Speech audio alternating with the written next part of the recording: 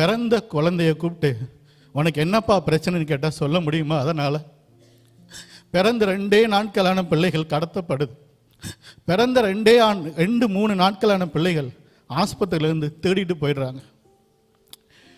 இப்படிப்பட்ட பிள்ளைகள், பாலியல் துன்புறுத்தல், பாலியல் வன்புணர்வு செய்யக்கூடிய பிள்ளைகளை பற்றி ஆவியானவர் ஒரு 50 ஜெப குறிப்புகளை கொடுத்துருக்கார். கொஞ்சம் இல்லை, சின்ன பிள்ளைங்க என்னென்ன காரியங்களில் பாதிக்கப்படுறாங்க அப்படின்னு ஆவியானவரை சொல்லி ஆவியானவரை ஏவி எழுதப்பட்ட 50 ஜெப குறிப்புகள். கள்ள காதலினால் கொலை செய்யப்படக்கூடிய பிள்ளைங்க. ஐயா 2 பேர் பண்ணக்கூடிய கள்ள காதலில் இந்த பிள்ளை என்ன பண்ணுச்சு? ஐயா கொன்றுவாங்க, ஐயா கொன்றுவாங்க.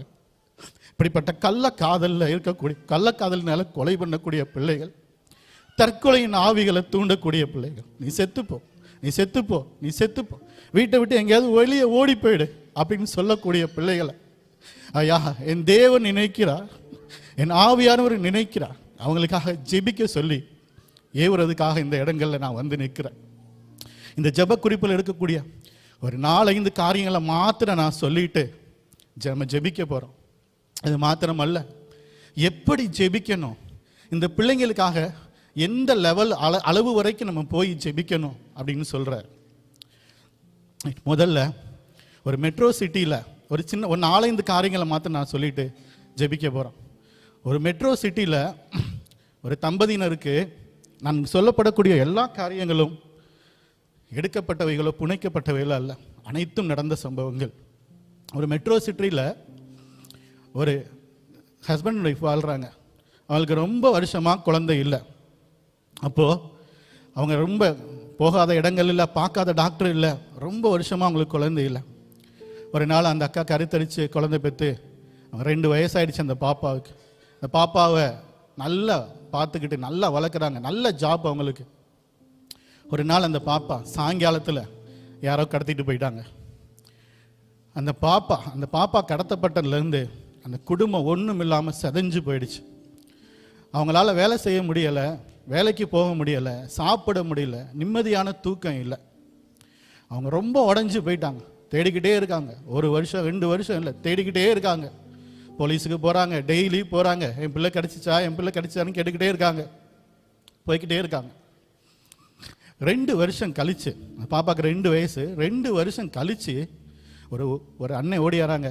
பிரதர், உங்கள் பாப்பா மாதிரியே ஒரு பாப்பாவை நான் பார்த்தேன் பிரதர், அதுதான் நானும் வந்து செக் பண்ணி பாருங்க பிரதர்ன்னு சொன்ன உடனே ரொம்ப சந்தோஷத்தில் போலீஸ்காரங்களை கூட்டிகிட்டு அந்த இடத்துக்கு போகலான்னு போகிறாங்க. அப்போ அந்த பிரதர் சொல்கிறாரு, அண்ணே மனசை தேத்திட்டு வாங்கினேன், நான் அந்த பிள்ளைய பார்த்த காட்சிகள் ரொம்ப கொடூரமானது, தயவு செஞ்சு மனசை தேத்திட்டு வாங்கன்னு சொல்கிறாங்க. சரி என்ன வேணாலும் பரவாயில்ல, என் பிள்ளை கிடைச்சா போதும் அப்படின்னு சொல்லி அவங்க ஓடுறாங்க.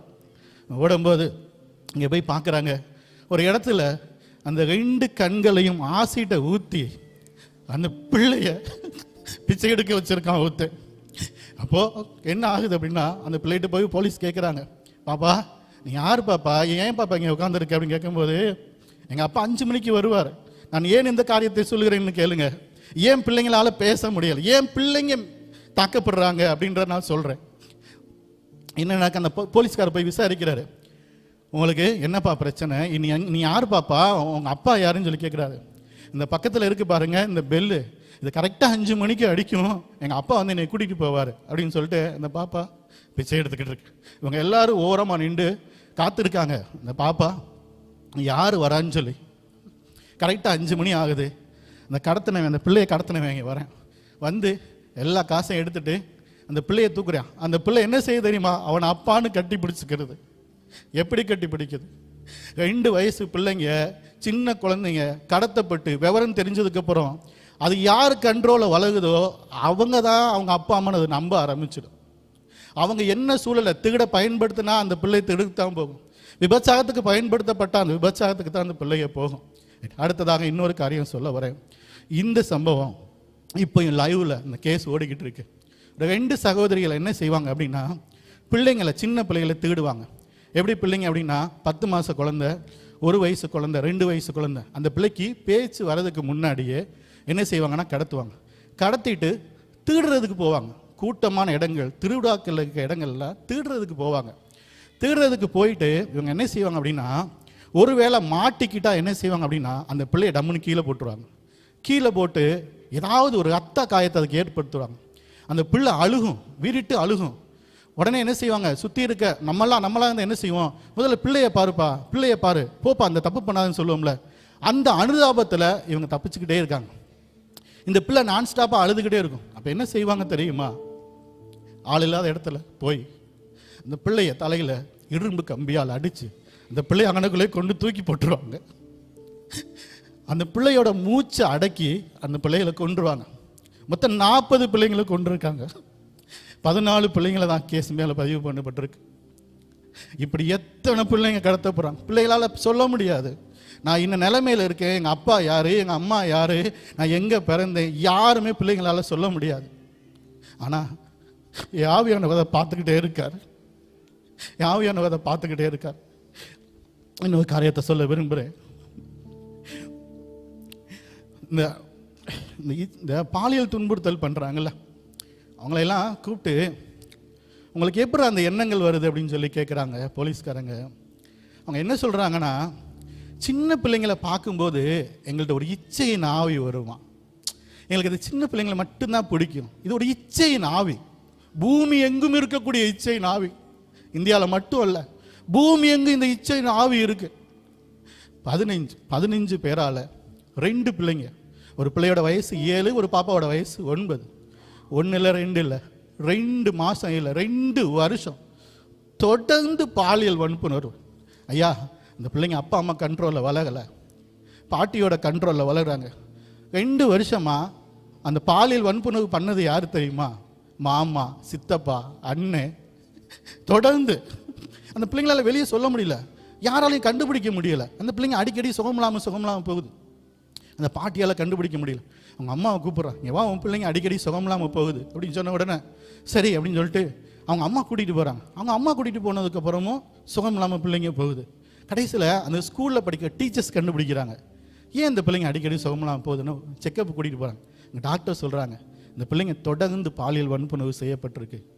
இந்த சம்பவங்கள் நடந்துக்கிட்டு இருக்கும்போது அந்த 2வது பாப்பா இறந்து போயிடுச்சு, சுகமில்லாமல் இறந்து போயிடுச்சு. இப்படிப்பட்ட வேதனையான காரியங்கள் நடந்துக்கிட்டு இருக்கு இந்த உலகத்தில். ஒரு ஆய்வு சொல்லுது, 8 வயசுலேருந்து பிள்ளைங்களை விபச்சாரத்துக்கு அடிமைப்படுத்துவாங்க.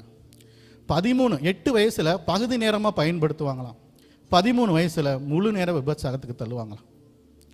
விபச்சார மத்தியில் இருக்கக்கூடிய குழந்தைங்களை எடுத்து ஒரு கேம்பில் என்ன செஞ்சுருக்காங்க, ஒரு கேம்ப் நடத்துகிறாங்க.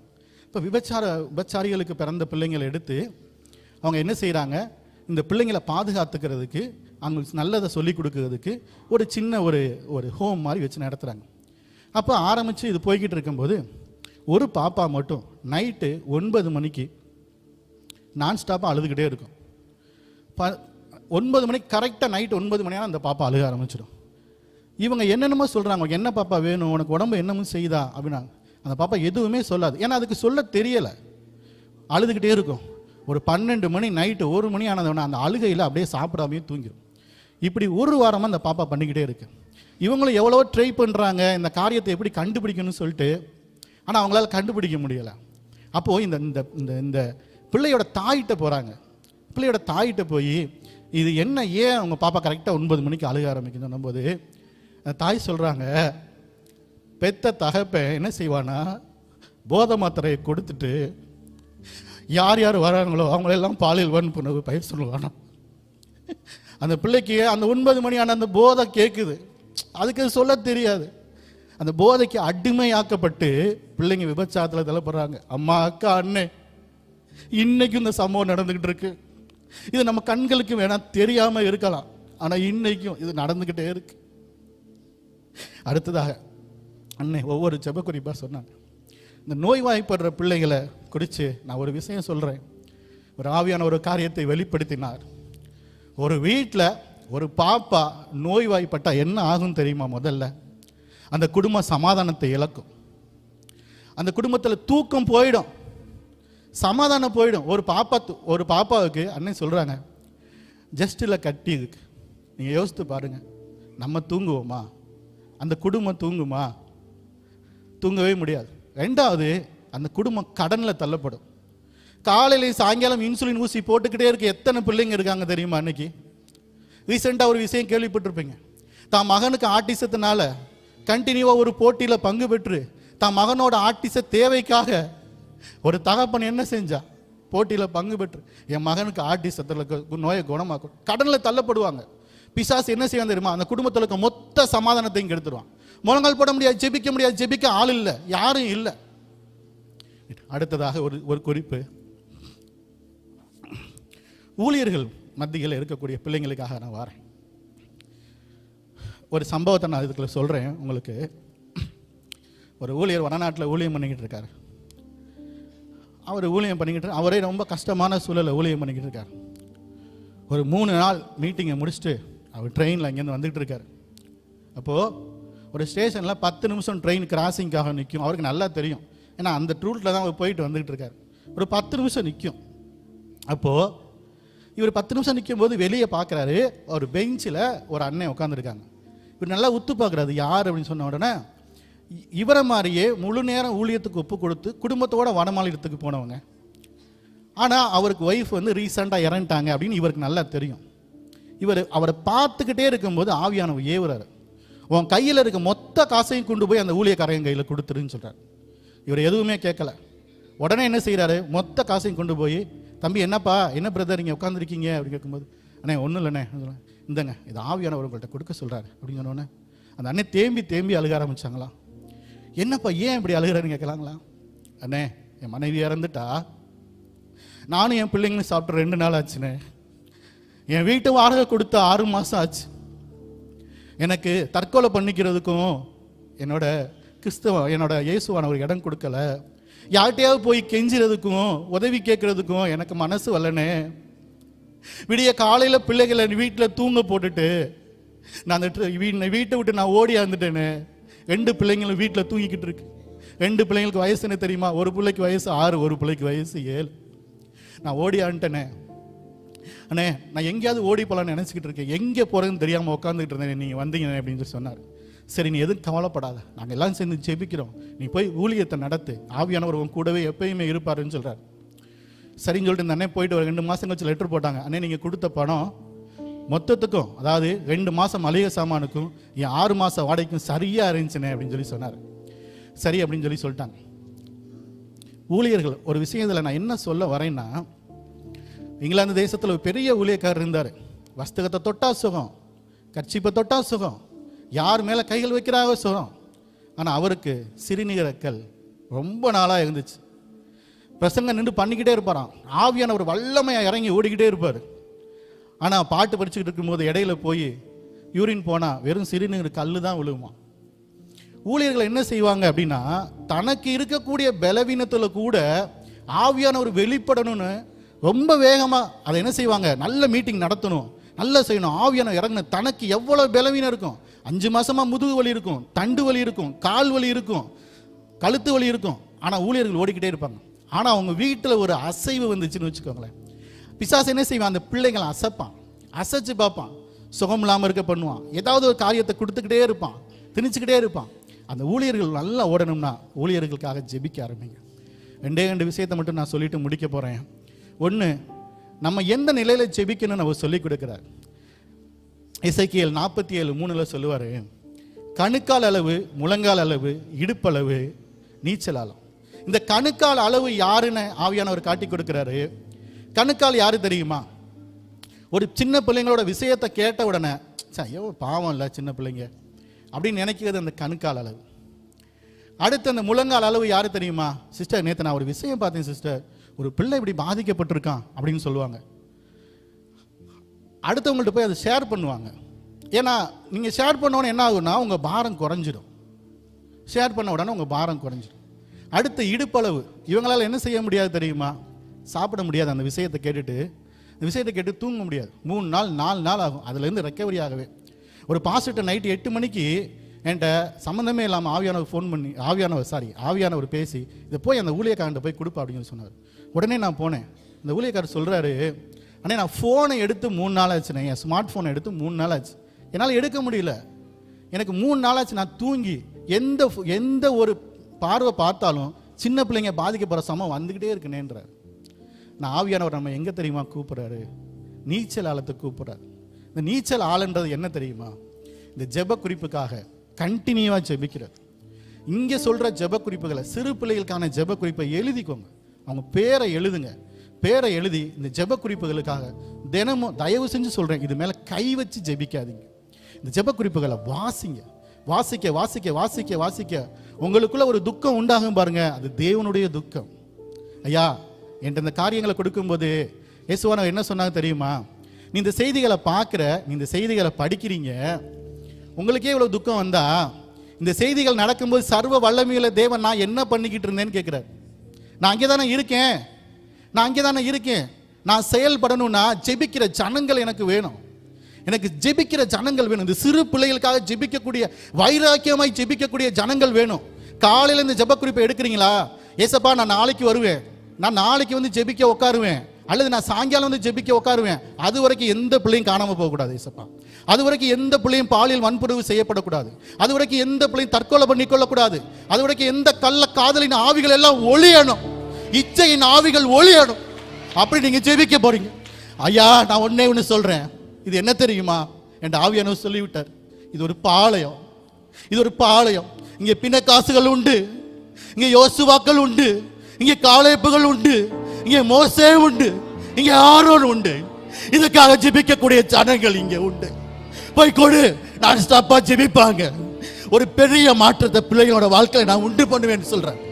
பிள்ளைங்களோட வாழ்க்கையை உண்டு பண்ண. ஐயா அம்மா ஒன்று ஒரு மனசுல வச்சுக்கோங்க, என் பிள்ளை காணாம போச்சுன்னா நம்ம இன்னைக்கு தூங்குவோமா? அதை நினைச்சு பாருங்க.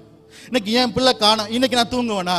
நாளைக்கு, அடுத்த வருஷம், அந்த பிள்ளை எனக்கு கிடைக்கிற வரைக்கும் நான் தூங்கவே முடியாதுயா.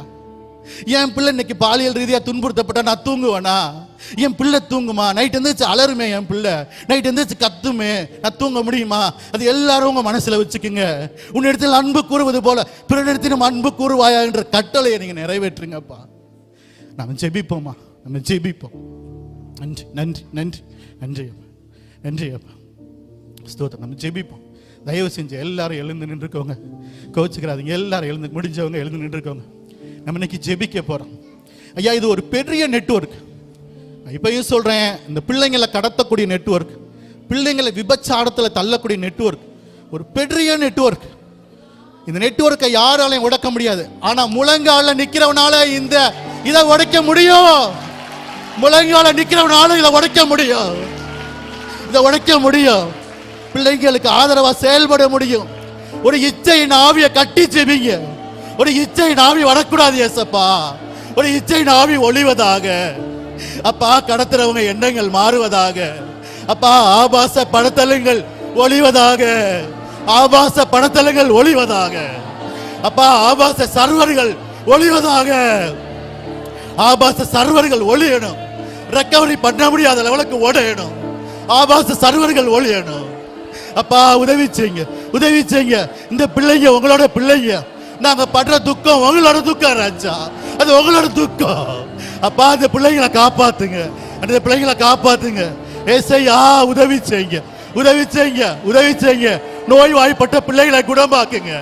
இப்போ இயேசுவானவர் சொல்றாரு, யாரு யாரு உங்களோட வீட்டுல உங்க பிள்ளைய பக்கத்துல வச்சுக்கிட்டு ஏசப்பா என் பிள்ளைக்கு சோகம் கொடுக்க சொல்றீங்களோ, தலித்தாகுமி எழுதுது, சிறு பெண்ணே உன் நோயிலிருந்து எழுதுகிற சொல்றாரு.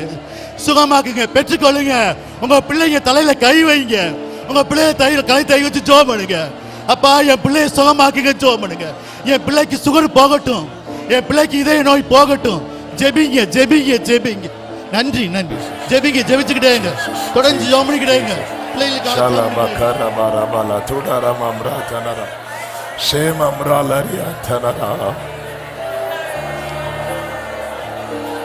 ரெண்டு கைகளை வானத்துக்கு நேராக உயர்த்தி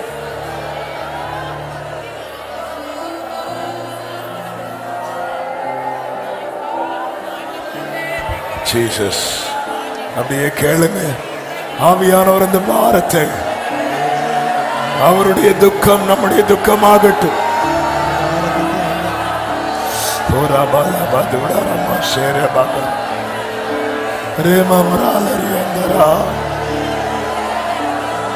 ஆவியானவரே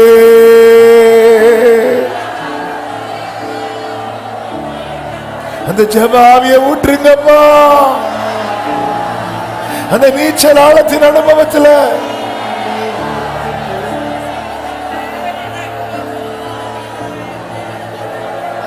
உத்தரவாதம் எடுக்கும்படி, உத்தரவாதம் எடுத்து ஜெபிக்க கிருபை தாரும் ஆண்டவரே, கிருபை தாரும் ஆண்டவரே. ஆமென், ஆமென். சபையே, ஆண்டவர் நம்பி இந்த காரியத்தை இந்த நாளிலே பகிர்ந்து கொடுத்திருக்கிறார். நான் உத்தரவாதம் எடுக்க விரும்புறேன்னு சொல்றவங்க உங்க கைகளை உயர்த்தி ஒரு 2 நிமிஷம் நீங்க ஆண்டவரை பார்த்து கேளுங்க. எனக்குள்ள இந்த துக்கத்தை தாங்க.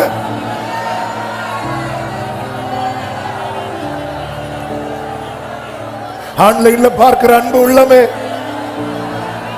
நீ உத்தரவாதம் எடுக்கணும். சபையை நீ உத்தரவாதம் எடுக்கணும். பிள்ளைங்களுக்கு சொல்ல தெரியல,